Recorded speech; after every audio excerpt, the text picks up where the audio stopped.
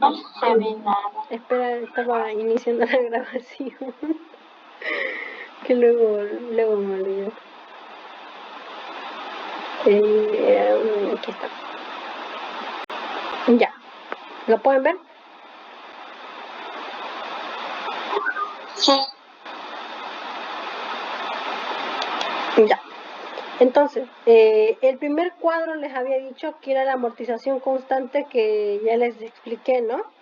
La sencilla, la donde la amortización la divides, bueno, la hallas dividiendo la deuda entre el total de periodo, ¿no ve? Ese es el primero, ese es el enunciado. Pero en este caso dice que existe una variación en el cuarto trimestre. Dice después del cuarto trimestre. Ok, yo tenía mis datos, ya hallé la amortización. Aquí están mis tasas, ya convertidas a trimestre. Y se queda a 5 años convertidos a trimestre, pues son 20 trimestres, ¿no? Ya tengo todos mis datos. Perfecto. Yo lo que hago pues es poner los 20 trimestres en la fila de periodo, y en la fila de amortización pongo lo que hallé, que era los 158,000 dividido entre los 20 trimestres, que vendría a ser 7,900. Hasta ese punto todos están ok, ¿no ve? Todos le entienden. Ahora, el saldo insoluto también se calculaba el saldo insoluto del periodo anterior menos la amortización. En esta columna también todos están ok, ¿no ve? El proceso ya lo saben. No tienen problemas con esto, ¿no ve? No. Ya, perfecto. Ahora, la cosa aquí es que dice que la tasa inicial era del 10%, pero después de cancelar la cuota del cuarto trimestre, perdón, aquí la tasa inicial era el 14%, pero dice que existe una variación a 10% después de calcular la cuota del cuarto trimestre. Es decir, que yo hasta aquí, hasta este punto, voy a pagar a una tasa del 14%, es decir, la tasa del 14% trimestral, que serían 0,04 por mi saldo insoluto anterior. Ahí está. Y así sucesivamente hasta mi cuarto trimestre, que es lo que eso me dice el enunciado. Dice que también varía después de ese pago al 10%. Ok, es decir, que en el quinto trimestre yo voy a pagar una tasa del 0,03, que vendría a ser el 10% anual convertido a una tasa trimestral. Y hago lo mismo. La nueva tasa en el periodo indicado, ¿no?, por mi saldo insoluto anterior. Ya está. Y como la tasa es, pues esa se mantiene fija ya, no hay ninguna otra variación, lo estiramos más o menos, ¿no? Terminamos con esa tasa de calcular toda la tabla. Y si se fijan, la amortización ya no va a cambiar nada, absolutamente nada. Y la cuota, hemos dicho, ¿no?, que se halla sumando el interés más la amortización. Cuota, interés más amortización. Y así. Y pues la cuota, como esencialmente es variable, independientemente de si tengo una tasa diferente o una tasa variable, ¿no? Independientemente, esta cuota siempre se mantiene variable, por ende no afecta a la amortización ni al saldo insoluto. No lo afecta. Es más, miren, para ponerlo a prueba, aquí donde antes de que varíe mi tasa era cuota menos interés, me da 7.900. Ahora aquí una cuota después de la variación menos el interés también me va a dar lo mismo, 7.900, y ambos están con diferentes tasas. Lo que quiero decir con esto es que en la amortización constante no afecta casi en nada a la amortización, a la columna de amortización. No le afecta que haya una tasa variable. Eso es lo que quiero que entiendan. Que lo único que ustedes deben hacer cuando vean una tasa variable en amortización constante es identificar desde qué periodo es para calcular el interés desde ese periodo. Es lo único. Porque después la fórmula de la cuota es pues amortización más interés. Solo es uno. Ya. Eso con respecto a la tasa variable. Lo único que tienen que hacer es identificar desde qué periodo está variando la tasa. Y desde ese periodo multiplicarlo, la nueva tasa, por el saldo insoluto del periodo anterior, como ya lo saben hacer. Sencillo, ¿no? Ahora, el segundo punto, o el tercero, dice que en el séptimo trimestre y en el 10º trimestre se hacen pagos extraordinarios. Aquí está. Básicamente, ustedes ya van a tener hecha su columna, ya van a tener hecha su planilla, ¿no? Y la licenciada, qué sé yo, les entrego una hoja que dice algo así, por ejemplo, ¿no? Lo vuelven a más o menos copiar, y como el enunciado dice, en el séptimo y en el 10º trimestre se hacen pagos extraordinarios de 12.300. O sea, en el séptimo trimestre paga 12.300. Este pago extraordinario no genera interés, no lo genera, es decir, interés cero. Por ende, ¿qué hemos dicho que era la amortización? La amortización era igual a cuota menos interés. Por ende, la amortización va a ser igual a la cuota que vendría a ser mi pago extraordinario. Y como yo ya sé, ¿no?, que mi saldo insoluto es igual a mi saldo insoluto del periodo anterior menos la amortización, que vendría a ser en este caso el pago extraordinario, este vendría a ser mi saldo insoluto. Y en este punto, yo vuelvo a calcular mi amortización. Pero como estamos viendo amortización constante, ¿cómo se calculaba la amortización constante? Aquí está. ¿Cómo? Era la deuda, o sea, para calcular la amortización del periodo 8, ¿no? Después de haber... la deuda que vamos a dividir con el tiempo. Sí, exacto. ¿Qué más?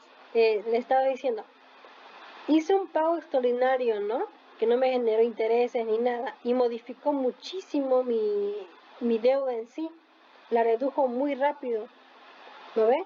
Entonces, como la redujo muy rápido o no redujo nada, independientemente de cuánto sea su pago extraordinario, yo debo de volver a calcular aquí la deuda. O sea, va a ser el saldo insoluto de ese periodo. O sea, en este caso quiero calcular la deuda al periodo 8, sería el saldo insoluto del periodo anterior, dividido entre el periodo que me resta a partir de ese periodo. Entonces serían 20 menos menos 7, supongo, ¿no?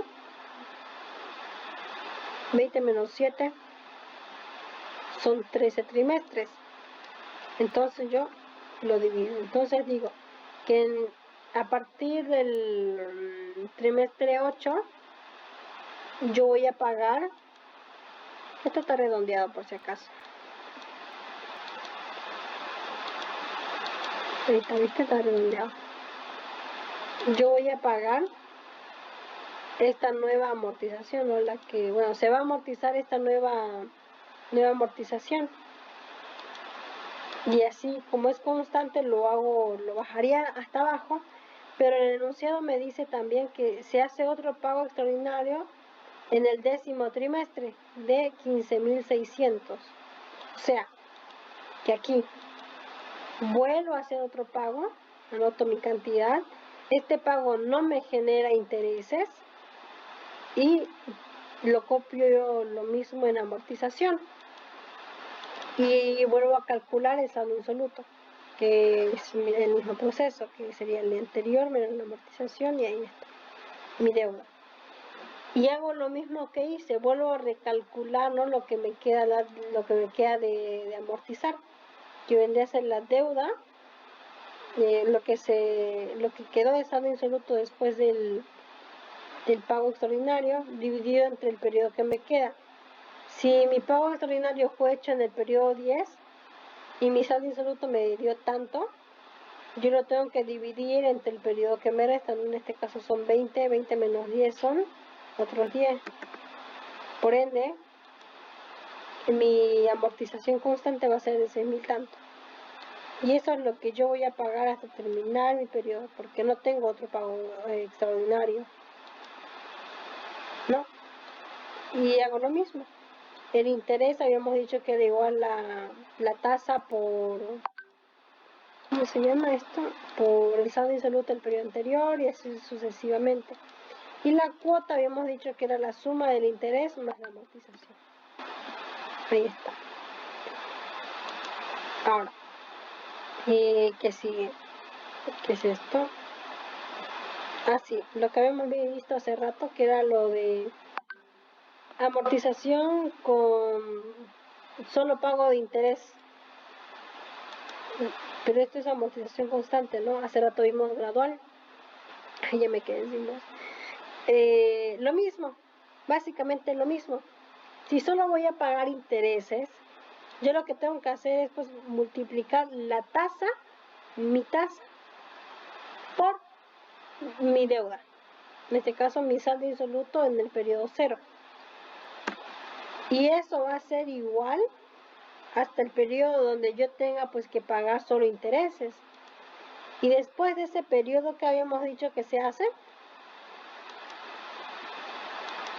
se calcula el pago, ¿no? Pero eso es en francés.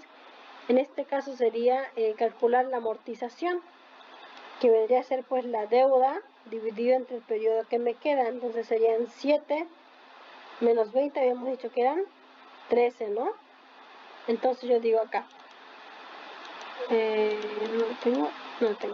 Aquí sería 158.000 dividido entre 13. ¿Ven?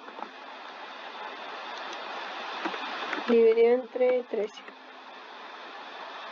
Ahí está. Aquí está, miren. Ahí está. De 13. Solo que esto está redondeado. Y como es constante, es el mismo hasta abajo. Y el interés, pues esto se queda así nomás. Aquí hacemos lo mismo que solíamos hacer, era la tasa por el saldo insoluto y la cuota interés más amortización. Y eso sería todo. Hay algo más. Esto ya lo hicimos también. Sí. Bien, esta es amortización gradual con solo pago de intereses. Y creo que tengo un pago extraordinario. No tengo. En el caso, miren, de que en una amortización gradual yo hago un pago extraordinario. Por ejemplo, digamos que aquí yo en el mes 13 pago, qué sé yo, un pago extraordinario de 20.000 bolivianos. Este pago no genera interés. Por ende, se me va a modificar todo, ¿no ve? Y yo en este punto tengo que volver a calcular el pago. Es decir, que acá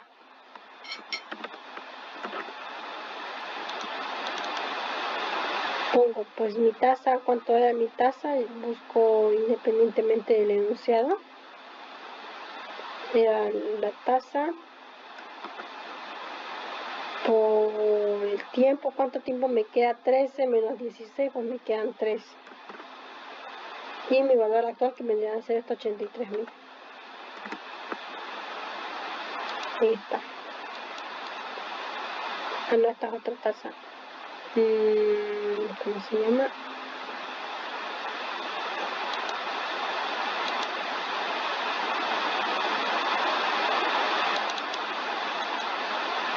Aquí es.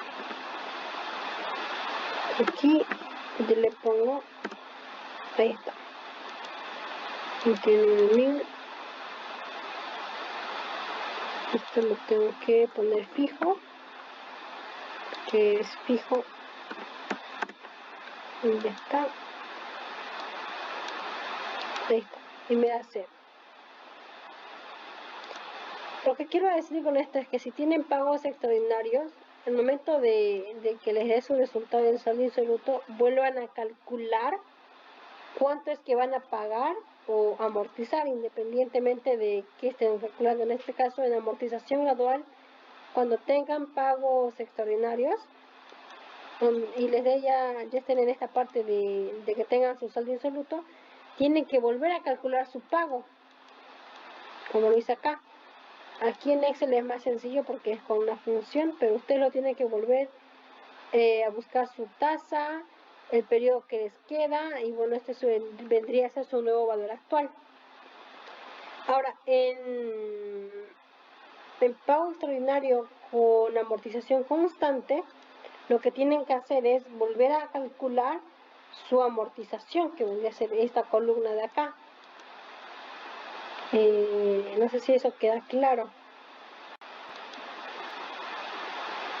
Así salieron. Bueno, no sé si eso quedó claro. No, en el punto diciendo si mañana podemos practicar el examen, no sé qué decir. Tipo 5 no puedo.